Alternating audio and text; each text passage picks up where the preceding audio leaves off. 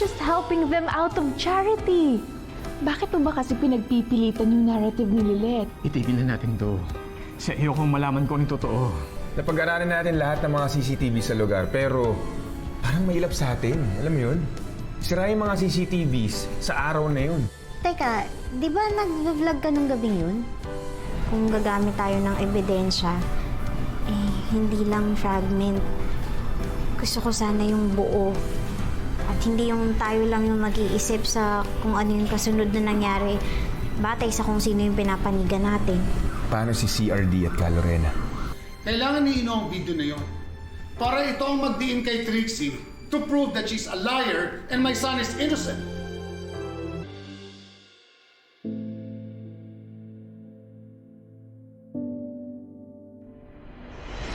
I know this doesn't prove anything yet. Pero wala namang lacerations. Walang proof of force or anything. Pero pwede pa rin naman pong rape kahit... Pero pwede rin proof na hindi ko siya pinilit. Pagbalik-balik na rin naman yung kwento. Totoo yung nangyari sa akin. Pero ginusto mong may mangyari sa inyong dalawa. At first, yes. Pero not at that time. Not at my state at that time. I was confused. Lasing ako nun. Pero ginusto mo nga.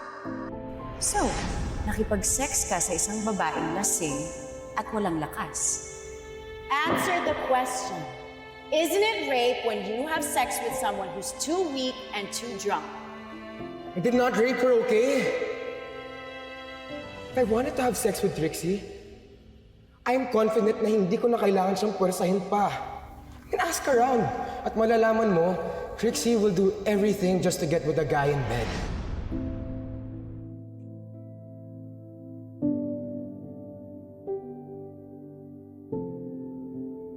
Pwede ba kitang tawagan ngayon?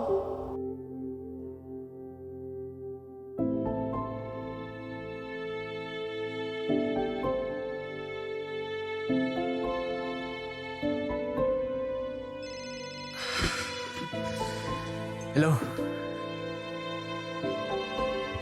Oh, anong problema mo? Ba't gising ka pa? Paano ko ba malalaman kung nasa tamang direksyon ako? Paano ko ba malalaman kung nasa katotohanan ako? Paano ko ba mahahanap yung North Star sa kasong hinahawakan ko ngayon? Na hindi na kailangan i-justify. It's stable on its own para sabihin yung totoo. Oh, North Star ka pa eh. Diretsuhin mo na ako. Tungkol ba to sa kaso ng sister mo tsaka ni Ino? Oo eh. Tanong lang. Attorney sa attorney. Tao sa tao.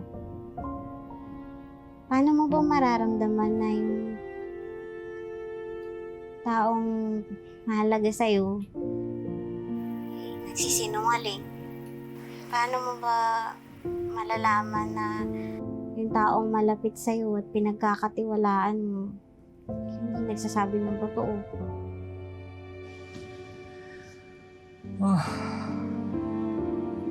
Makikita mo sa mata.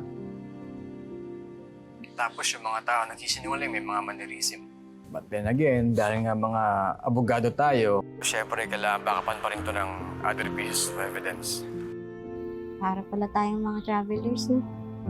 Kapag nakita na natin yung North Star, nalaman na natin na sa tamang direksyon tayo. At katotohanan yung pinaglalaban natin. Alam mo, sana makita ko rin yung North Star na yan. Lalo na ngayon, nararamdaman ko may nagsisinungaling sa akin. Teka, ako pa rin ba to? Hindi, Lilith. Baka mapatunayan ko nga na hindi ka magsisinungaling eh.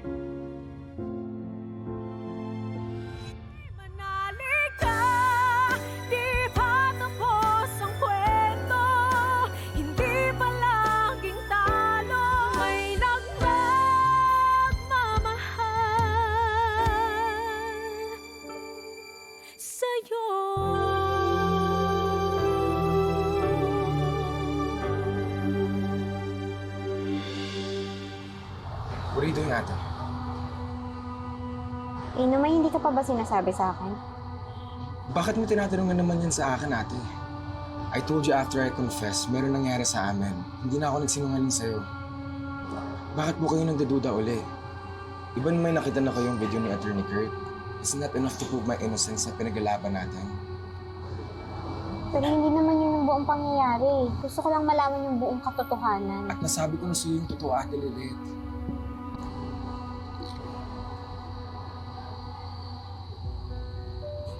Lilet, what are you doing to my son? Bakit ba ito nangyayari sa'yo?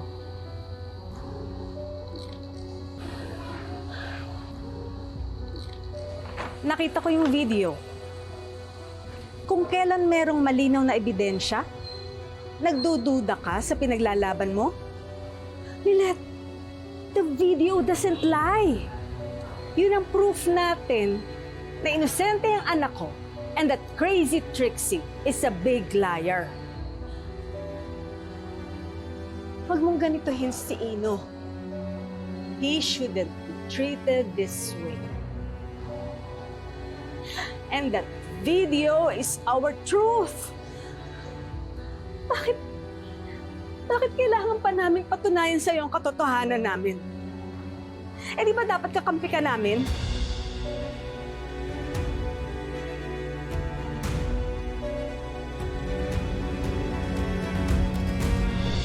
Ano na naman to, Attorney Matias?